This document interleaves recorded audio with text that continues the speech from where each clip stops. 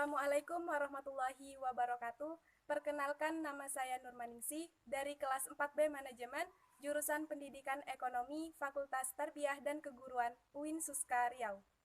Dalam video ini, saya akan menjelaskan bagaimana dampak virus corona atau COVID-19 terhadap perekonomian di Indonesia.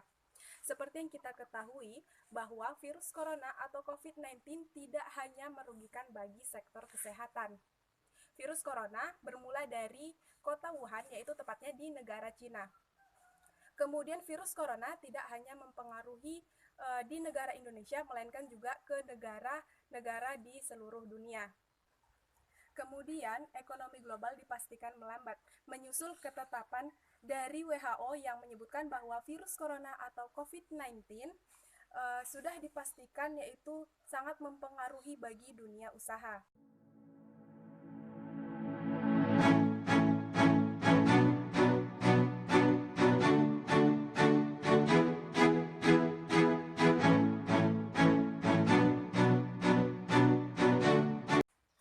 Dampak dari pandemi COVID terhadap perekonomian di Indonesia, yang pertama yaitu industri yang terkena dampak. Pada industri yang terkena dampak, yang pertama itu pada tingkat tinggi, misalnya seperti perusahaan manufaktur otomotif di bawah tekanan besar karena ketergantungan mereka kepada rantai pasokan global sehingga menghambat proses produksi. Kemudian yang kedua yaitu pada tingkat sedang, misalnya seperti industri perfilman yang mengurangi proses syuting, industri media, dan pers yang menghambat mencari konten ataupun berita. Kemudian yang ketiga yaitu pada tingkat rendah, misalnya seperti industri sektor jasa yang hanya sedikit hambatan yaitu pada orderan jasa yang menurun, akan tetapi masih bisa diatasi dan tidak terlalu terpengaruh. Selanjutnya yang kedua yaitu keuangan digital meningkat. Seperti yang sudah kita ketahui bahwa virus corona dapat menempel pada benda. Uang adalah salah satunya. Ini adalah salah satu alasan mengapa uang digital akan meningkat, karena uang digital tidak dapat dipegang dan tidak dapat disentuh sehingga tidak akan dapat menyebabkan terjadinya penularan. Nilai tukar dolar Amerika Serikat meningkat. Hal ini disebabkan oleh banyak hal, salah satunya adalah turunnya ekonomi negara Cina sehingga negara Indonesia terkena imbasnya.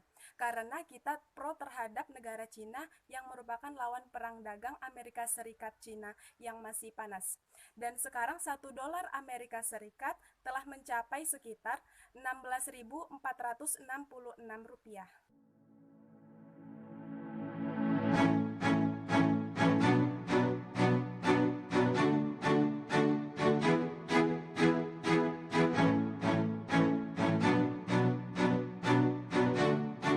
Kemudian yang terakhir yaitu meningkatnya daya beli produk lokal.